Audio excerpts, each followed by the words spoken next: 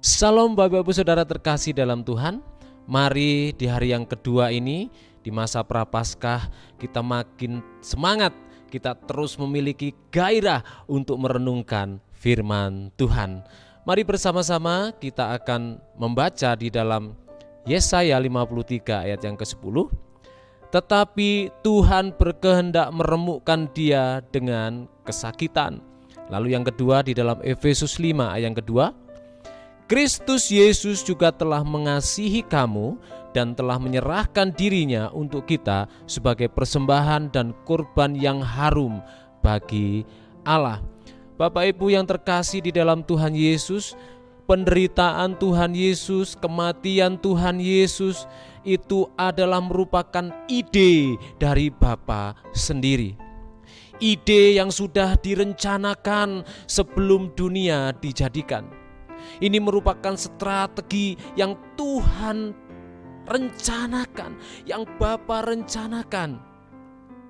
Inilah mengapa Alkitab berbicara mengenai maksud dan kasih karunia Allah sendiri yang telah dikaruniakan kepada kita dalam Kristus Yesus sebelum permulaan zaman. Nah, penderitaan Kristus sudah dinubuatkan di dalam perjanjian lama. Kita baca di dalam Yesaya 53 ayat 4-6. Tetapi sesungguhnya penyakit kitalah yang ditanggungnya dan kesengsaraan kita yang dipikulnya. Padahal kita mengira dia kena tulah, dipukul dan ditindas Allah. Tetapi dia tertikam oleh karena pemberontakan kita, dia diremukkan oleh karena kejahatan kita. Kita sekalian sesat seperti domba, masing-masing kita mengambil jalannya sendiri, tetapi Tuhan telah menimpakan kepadanya kejahatan kita sekalian. Nah, ini adalah hal yang paling mengagumkan, bagaimana Kristus itu menggantikan kita yang harusnya menerima murka Allah, yang harusnya kita dihukum oleh Allah, tetapi semua sudah dikerjakan oleh Tuhan Yesus. Dan ini adalah merupakan rencana Allah sendiri. Wow, luar biasa Bapak Ibu.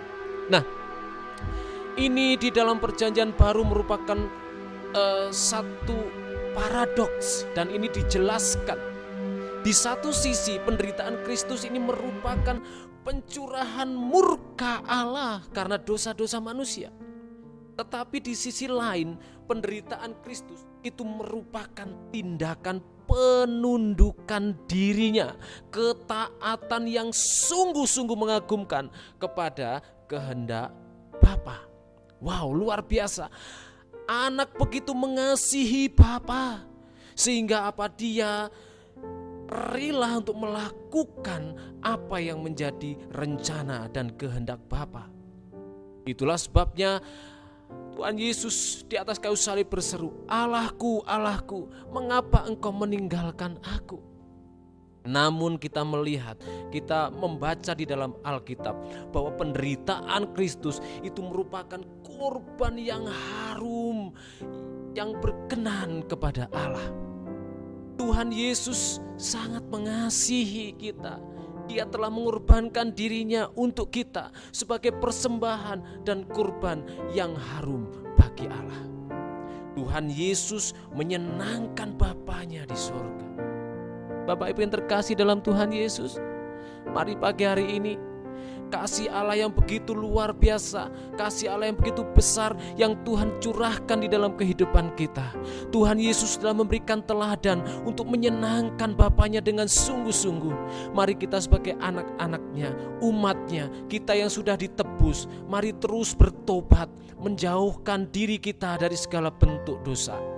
Mari kita bukan menjadi orang Kristen yang ABS, asal Bapak senang. Tetapi mari kita sungguh-sungguh memang ingin menyenangkan hati Tuhan dengan pertobatan yang nyata. Mari kita hasilkan hidup kita sebagai anak-anak Tuhan, anak-anak terang yang telah mengalami kasih Allah yang begitu luar biasa ini.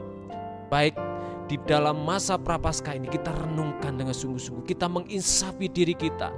Mari kita nikmati anugerah Tuhan ini dengan hidup seturut dengan kehendak Tuhan. Jangan ABS asal Bapak senang, tapi kita sungguh-sungguh menjadi orang-orang yang menyenangkan hati Tuhan dengan integritas kita di hadapan Tuhan. Dengan kesungguhan kita mengasihi Tuhan, dengan kesungguhan kita melakukan kehendak Tuhan. Mari kita puji Dia, kita sembah Dia dengan segenap hati kita, dengan tulus, dan semua yang ada pada kita berikan kepada Allah. To God to be glory. Amin.